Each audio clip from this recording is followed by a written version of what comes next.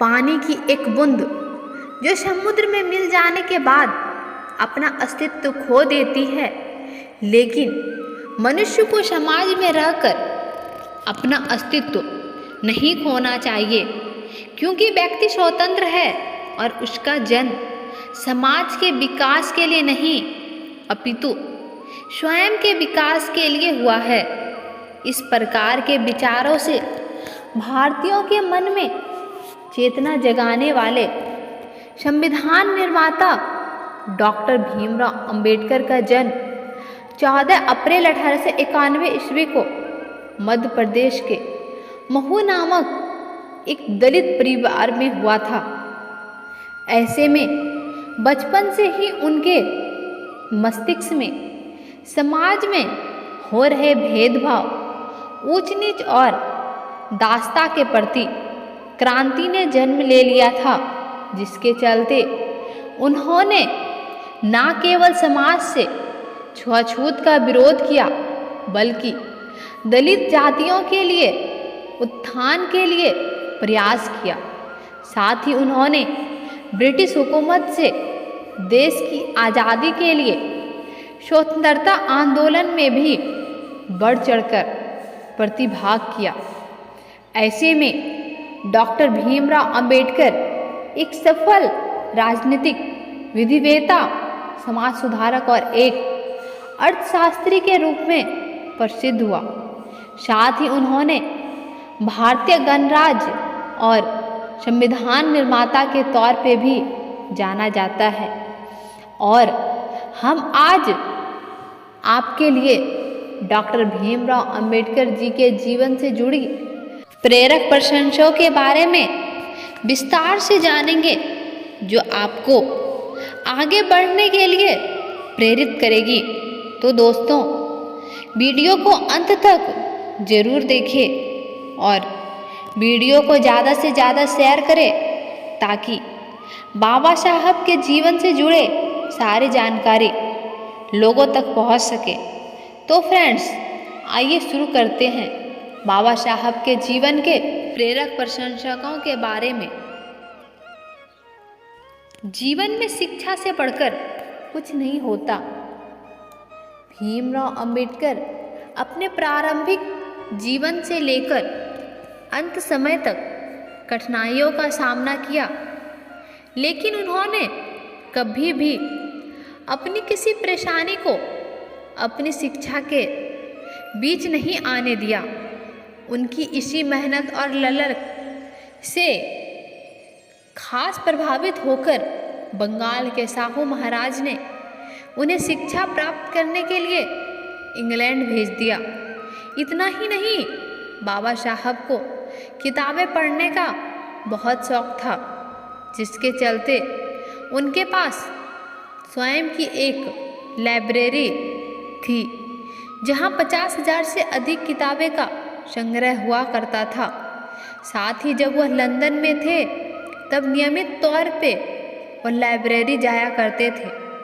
एक बार वह lunch time में लाइब्रेरी में ब्रेड खाते हुए पकड़े गए थे, जिस पर लाइब्रेरियन ने उनकी मेंबरशिप खत्म करने की चेतावनी दे डाली।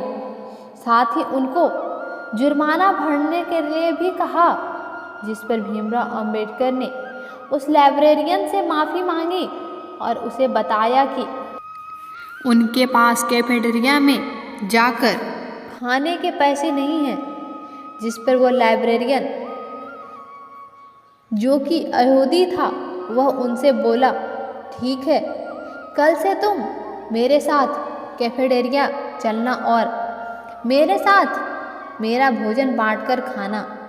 कहते हैं तभी से बाबा साहब यहूदियों को काफ़ी सम्मान दिया करते थे।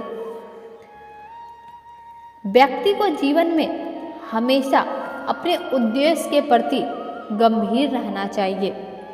जब भीमराव अंबेडकर अमेरिका की कोलंबिया यूनिवर्सिटी में पढ़ाई कर रहे थे, उस समय वह अक्सर लाइब्रेरी जाया करते थे और सुबह लाइब्रेरी के खुलने से पहले ही पहुंच जाया करते थे और देर रात तक वहीं बैठा करते थे।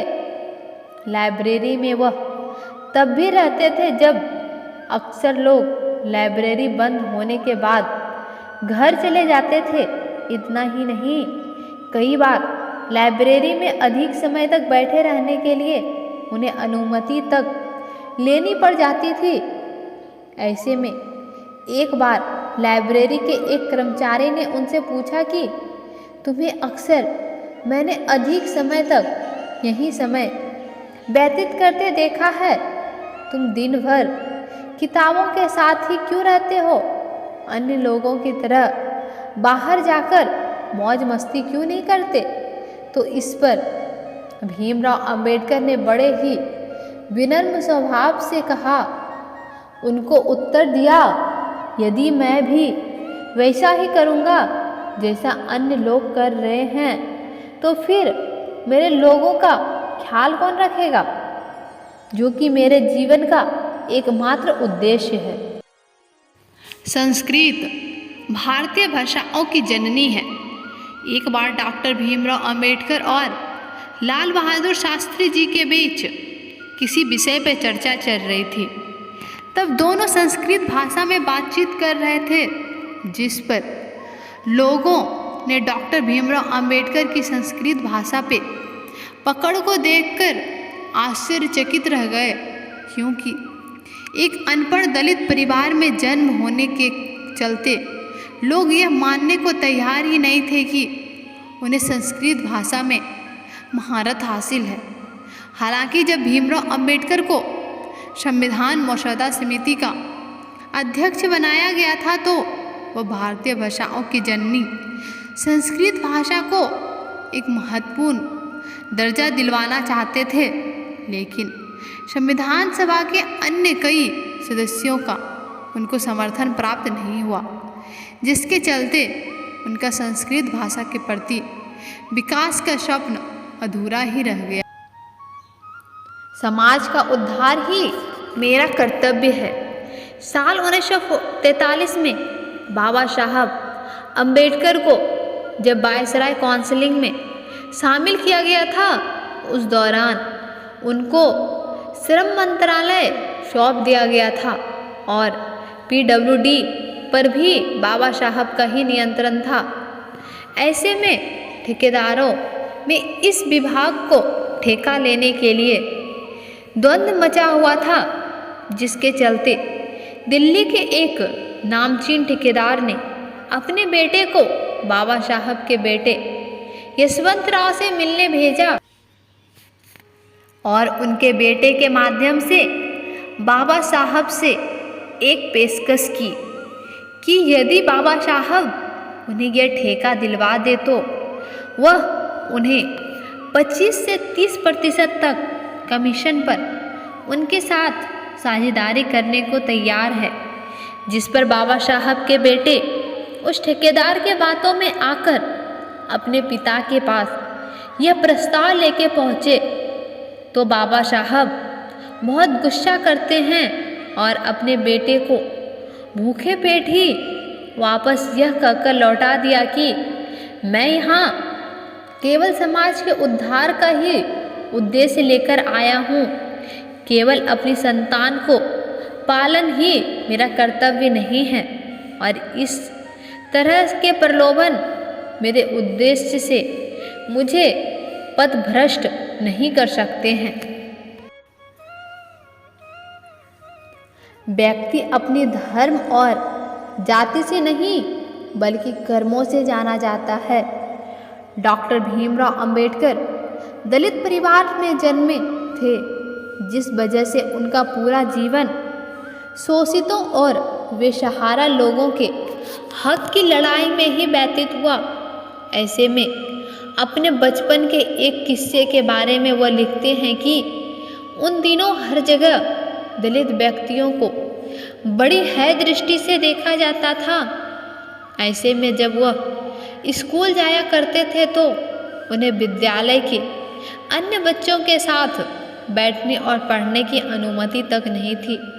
इतना ही नहीं, उन्हें प्यास लगने पर पानी भी नहीं मिलता था, क्योंकि उन्हें स्वयं नल को छूने की अनुमति नहीं थी, और यदि स्कूल का चपरासी कहीं इधर उधर गया था तो उन्हें पानी तक से मोहताज कर दिया जाता था।